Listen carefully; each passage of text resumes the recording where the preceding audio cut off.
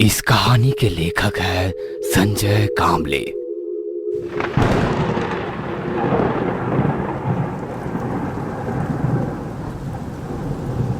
हल्की सी बरसात को अपने चेहरे पे झेलते गाड़ी चलाते हुए उसने कहा, सच यार, क्या रिसेप्शन था। हाँ ना, उस दुल्हन का ड्रेस देखा, 70,000 का था। होगा भी, पर दुल्हन से ज्यादा उसकी माँ सज धज के आई थी। बहुत खर्चा हुआ होगा ना। जिंदगी में शादी भी एक ही बार होती है। हाँ यार। रात के करीब 10:30-11 बजे एक टू व्हीलर शहर के बीच सामान्य स्पीड पर आगे बढ़ रही थी। दोनों गाड़ी पे बातें करने में मग्न थे। बड़े शहरों में वैसे दिन क्या रात क्या सब समान होता है, इसलिए रास्ते में थोड़ी बहुत ट्रैफिक थी। और तभी उनकी गाड़ी एक सुनसान सड़क पर आई। खुशबू, जरा गाड़ी रोकना। क्या हुआ? प्लीज रोकना यार, एक काम याद आ गया। खुशबू ने स्पीड कम करते हुए रास्ते के बाजू में गाड़ी रोक दी। मनीषा गाड़ी से नीचे उतर गई। सिर्फ 5 मिनट, पापा की दवाई लेनी है। खुशबू ने पीछे देखा तो कुछ ही दूरी पर, यानी कि लगभग 50 कदमों की दूरी पर एक मेडिकल स्टोर था। मेडिकल के बाहर थोड़ी भीड़ थी क्योंकि आसपास का कोई और मेडिकल खुला नहीं था। तो खुशबू को यह समझ आया कि थोड़ी देर हो जाएगी, तो उसने अपने विनती भरी स्वर में कहा, हाँ, पर थोड़ा जल्दी, वरना घर वाले गुस्सा होंगे। पहले ही बहुत देर हो गई है और ये रास्ता भी थोड़ा डरावना है। डर? और तुझे? तू कब से डरने लगी खुशबू? हंसते हुए मनीषा ने कहा, और वो मेडिकल की ओर जाने लगी। खुशबू की नजर अब आजू बाजू घूमने लगी। उसकी बाईं ओर 8-10 फीट की ही दूरी पर एक विशाल इमली का पेड़ था और उसी के पीछे 15-20 फीट ऊंची पत्थर की एक दीवार थी। अपने आजू बाजू देखते हुए खुशबू खुद से ही बुदबुदाई, मुझे नहीं लगता डर, पर अंधेरा भी बहुत है ना। डर तो लगेगा। तभी एक भारी सी आवाज आई और वो चौंक गई। पर उसी पल अपने आप को संभालते हुए उसने पीछे मुड़ के देखा। लगभग 25 की उम्र वाला एक जवान लड़का उस पेड़ के नीचे खड़ा था। पीछे से आने वाली गाड़ी की रोशनी में उसने देखा कि उसका रंग सांवला, हल्की सी दाढ़ी, चश्मा, white shirt and blue jeans में था वो। खुशबू ने उस लड़के को नजरअंदाज किया और मेडिकल के पास खड़ी अपनी दोस्त को देखने लगी। तभी उस जवान लड़के ने फिर से कहा, हम चाहे 4 लोगों में कितना भी साहसी बने, पर हमारे साहस का असली इम्तिहान ऐसे अनजान सुनसान जगह पे फैला हुआ अंधेरा लेता है। खुशबू चुपचाप खड़ी रही और उस लड़के ने फिर से कहा, डर लग रहा है ना मुझसे, पर डरो मत, मैं भूत नहीं हूँ। एक्सक्यूज मी, मुझे भूत प्रेत पर विश्वास नहीं है और मैं अनजान लोगों से बात नहीं करती। गुस्से गुस्से में उसने अपना मोबाइल निकाला और मेडिकल में खड़ी मनीषा को कॉल किया। और कितनी देर लगेगी? बस 5 मिनट।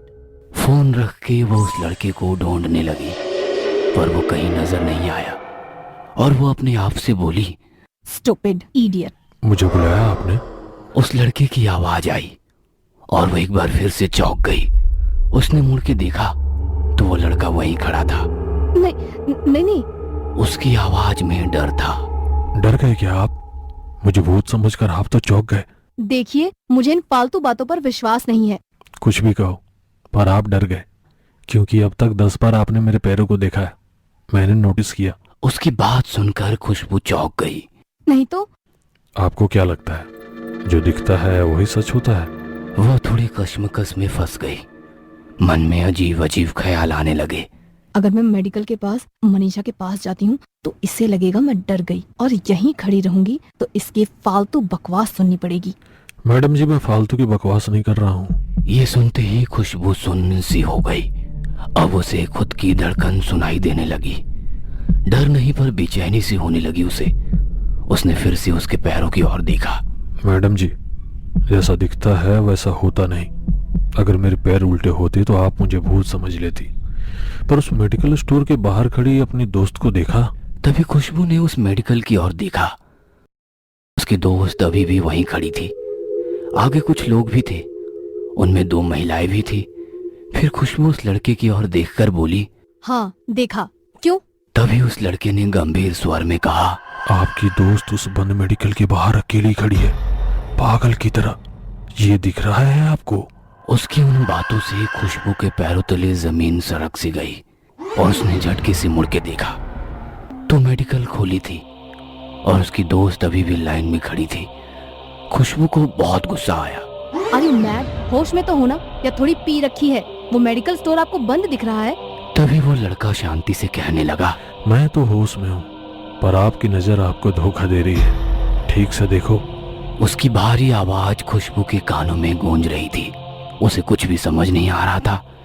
उसके चेहरे के डर को देखते हुए उसने फिर से कहा, क्या हुआ?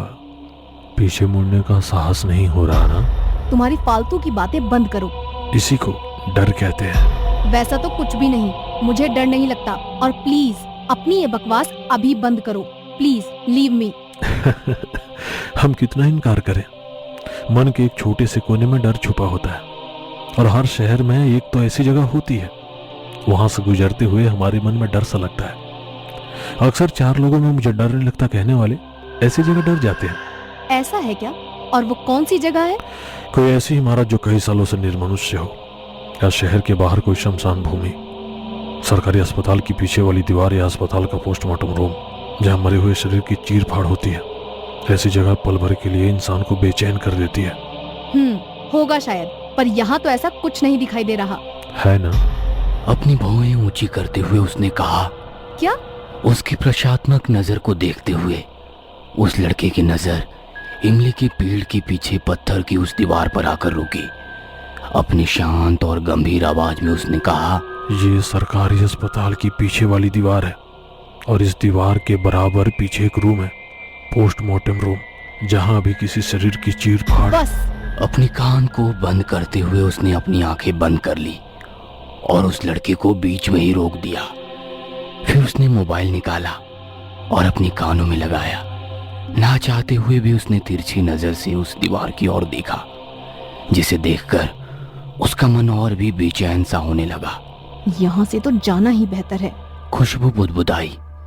मनीषा को दवाई मिली होगी या नहीं ये देखने वो पीछे मेडिकल स्टोर की तरफ मुड़ी और उसकी धड़कन थम सी गई। डर की एक लहर मानो उसकी पूरे शरीर में उठ गई। वो मेडिकल बंद थी।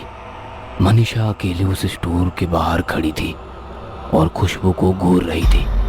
उसका पूरा गला सूख गया था, मानो जैसे पल थम सा गया हो। कुछ पल वो उसे ही देख रही थी और पलक झपकते ही सब पुराने जैसा दिखने लगा। मेडिकल स्टोर खुला था और मनीषा उस स्टोर वाले के साथ कुछ बातें कर रही थी। खुशबू ने गर्दन घुमाई और उस लड़की को देखने लगी तो वो कहीं नजर ही नहीं आया। अभी भी उसका दिल जोर जोर से धड़क रहा था। इमली के पेड़ के पीछे वाली दीवार पर आकर रुकी हुई उसकी नजर उसे डर का एहसास दे रही थी।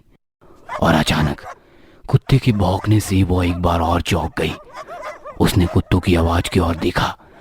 हड्डियों का ढांचा, हल्के भूरे रंग के बाल और पीछे की टांग से लंगड़ाते हुए वो कुत्ता जोर जोर से भौंक रहा था। खुशबू ने अपनी बेचैनी भरी नजरों से उस कुत्ते की ओर देखा और वो कुत्ता अपनी पूरी शक्ति लगाकर उस इमली के पेड़ की ओर देखकर भौंक रहा था। उसे देखकर उस कुत्ते के साथ आसपास के सारे कुत्ते भी भौंकने लगे। ये सब नजारा देख वो और डर गई और अपने आप से बुदबुदाने लगी। अब इस कुत्ते की पूंछ पर किसने पैर रख दिया? और वो पागल लड़का कहाँ गया? अभी तो यही था, फालतू का डर दिखा के चला गया। मुझे बुलाया आपने?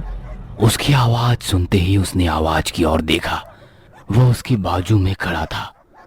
उसने शांति भरी आवाज में कहा, डर गए ना? खुशबू पर टिकी हुई नजर उसने कुत्तों की ओर घुमाई और कहा, देखिए, कुत्ते ऐसे बिना वजह तभी भौंकते हैं जब उन्हें आसपास कोई बुरी शक्ति होने का एहसास हो। उसकी बात सुनते ही खुशबू ने कुत्तों की ओर देखा। वो अभी भी उस इमली की पेड़ को देखते हुए भौंक रहे थे। मतलब? मैं कुछ समझी नहीं। मतलब भूत, पिशाच, चुड़ैल, डायन जैसी शक्तियों को हम आम इंसान देख नहीं सकते। उस शक्ति को ये प्राणी महसूस कर सकते हैं। और जब भी कुत्ते रोते हैं तभी शक्ति किसी को अपने साथ लेने आई होती है। यानी तुम कहना क्या चाहते हो कि यहाँ भूत है? होगा भी। इस पेड़ पर या आपके बाजू में, या शायद आपकी गाड़ी के पीछे वाली सीट पे बैठा होगा। कहीं भी हो सकता है। पर किस लिए? उस शक्ति को कोई शिकार पसंद आए तो उस शिकार को अपने साथ ले जाने का पूरी तरह प्रयास करते हैं। शायद आप उस शक्ति को पसंद हो। खुशबू को बहुत गुस्सा आता है। व्हाट नॉनसेंस, कौन हो आप? और मैं सुन रही हूँ तो आप मुझे कुछ भी बोले जा रहे हो। और प्लीज आप ना मुझसे बात ही मत करो। खुशबू की बातों से ये पता चल रहा था कि वह पूरी तरह डरी हुई थी। अपना डर छुपाने के लिए उसने अपना फोन निकाला और मनीषा को फोन लगाने लगी। चल यार, स्टूपिड, सॉरी यार, ये दवाई दूसरी कोई भी जगह नहीं मिलती। तभी खुशबू ने गाड़ी स्टार्ट की और कहा, तुझे नहीं, उस लड़के को कहा जो इतनी देर से बकबक करके मुझे बोर कर रहा था। कुछ भी, कब से देख रही हूँ तुझे। तू तो अकेली खड़ी थी, कोई भी नहीं था तेरे आसपास। अरे उस इमली के पेड़ के नीचे खड़ा था, शायद तेरा ध्यान नहीं था।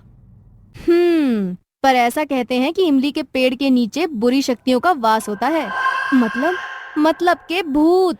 मनीषा की बात सुनते ही वो शांत हो गई और तभी पीछे से कुत्तों के रोने की आवाज आने लगी। उसके मन में अजीब सी बेचैनी होने लगी। बिना कुछ कहे वो सोचने लगी, मैं इतनी देर से किससे बात कर रही थी और कौन था वो? यह सब सोचते ही उसके मन में एक डर सा बन गया। उसका दिमाग सुन्न पड़ गया। उसे कुछ समझ नहीं आ रहा था कि ये सब क्या हो रहा है। वो बिना कुछ कहे गाड़ी चला रही थी और अचानक मोबाइल की रिंग बजी। गाड़ी रास्ते की साइड में लगाते हुए वो बोली, पापा का ही फोन होगा, डांट पड़ने वाली है अब। कहते हुए उसने फोन उठाया। सामने वाले की आवाज सुन के उसका दिमाग सुन्न पड़ गया। बिना कुछ कहे वो सिर्फ सुन रही थी। डर के मारे उसका पूरा बदन सुन्न पड़ गया और वो बेहोश हो गई।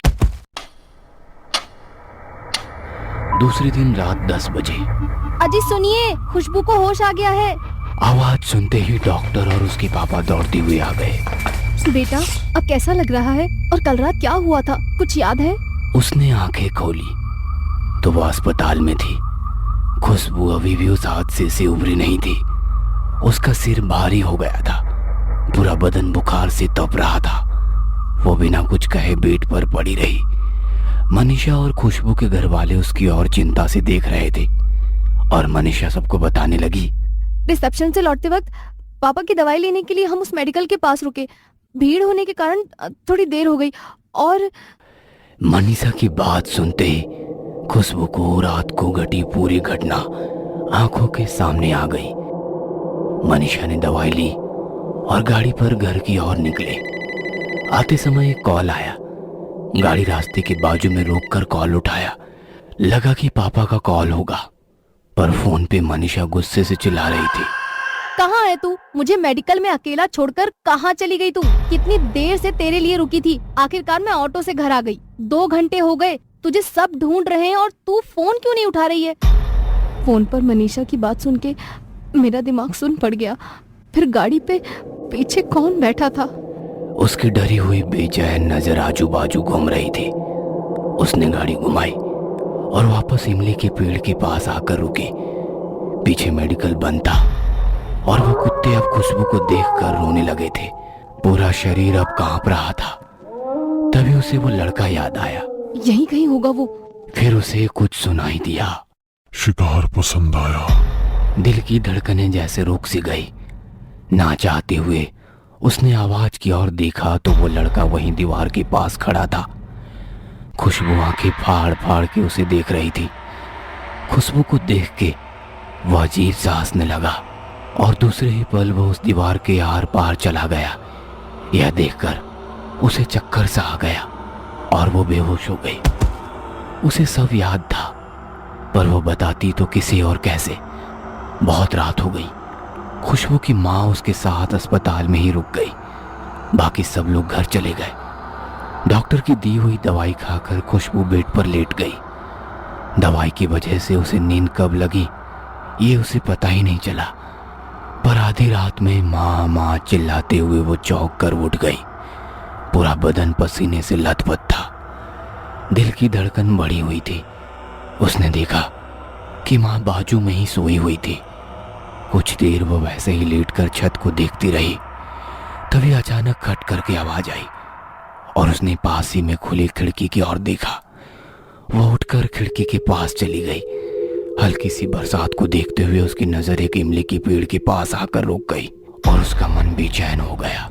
उसे मनीषा की कही हुई बात याद आ गई ऐसा कहते हैं कि इमली के पेड़ के नीचे बुरी शक्तियों का वास होता है। और वो अपने विचारों में खो गई। सचमुच वो लड़का एक आत्मा होगा। और दूसरे ही पल उस पेड़ के नीचे वो लड़का खड़ा दिखा। वह उसे घूर रहा था। अब डर के मारे उसका पूरा बदन कांपने लगा और वो झट से बाजू में आ गई। ये मेरा भ्रम है कि सच? उसे फिर से देखने की हिम्मत ही नहीं हो रही थी, पर उसने हिम्मत की और झांक कर देखा तो वह लड़का वहां नहीं था। बाप रे, वो सचमुच वहां पे था या मुझे कोई भ्रम हुआ? उसकी धड़कनें तेज हो गई थी, गला सूख गया था। तभी उसकी नजर टेबल पर पड़े अखबार पर गई। एक युवक की एक्सीडेंट में मौत। पेपर हाथ में लेकर उसने गौर से देखा तो वह उसी की फोटो थी। उसकी धड़कन रुक सी गई और वो सुन्न सी हो गई। यानी कि वो एक आत्मा था उस दीवार के पीछे। उसी का पोस्टमार्टम चल रहा था। उसे वो याद आया और पीछे से आवाज आई, शिकार पसंद आया। उस भारी आवाज को सुनते ही खुशबू की आंखें सफेद पड़ गई। तभी उसके सीने में जोर से दर्द होने लगा और उसे ऐसा लगने लगा कि उसके शरीर की सारी शक्ति किसी ने छीन ली हो। की आवाज से उसकी माँ की आंख खुल गई। उसने देखा कि खुशबू जमीन पर पड़ी हुई थी। अरे बेटा, क्या हुआ तुम्हें? माँ की आवाज सुनते ही नर्स वहां पर आ गई। डॉक्टर को बुलाओ कोई। नर्स दौड़ते हुए डॉक्टर को बुलाने गई। खुशबू ने हल्के से गर्दन घुमाते हुए खिड़की की ओर देखा। उसकी नजर खिड़की पे आकर रुक गई। उसे कुत्तों की रोने की आवाज आ रही थी। उसे उसकी कही हुई बात याद आई। जब सारे कुत्ते एक साथ रोते हैं तभी वो शक्ति किसी को अपने साथ ले जाने आई होती है,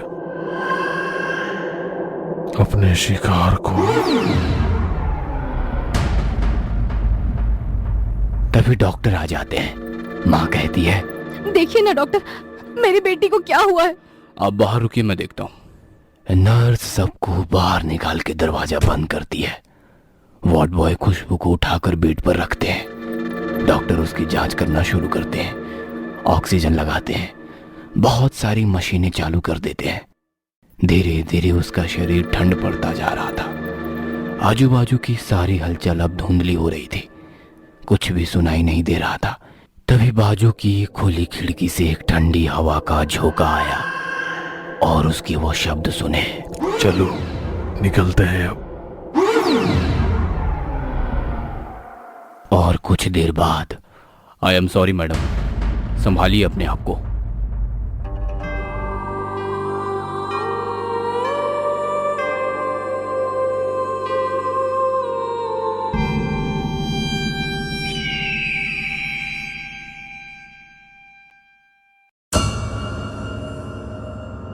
ये कहानी आपको अच्छी लगी हो तो हमें सब्सक्राइब करें। हमारा इंस्टाग्राम और फेसबुक पेज जरूर फॉलो करें। अगर आपके पास ऐसी ही कोई कहानी हो तो हमें कमेंट बॉक्स में भेजें। हम कोशिश करेंगे कि अगली एनिमेटेड स्टोरी आपकी होगी।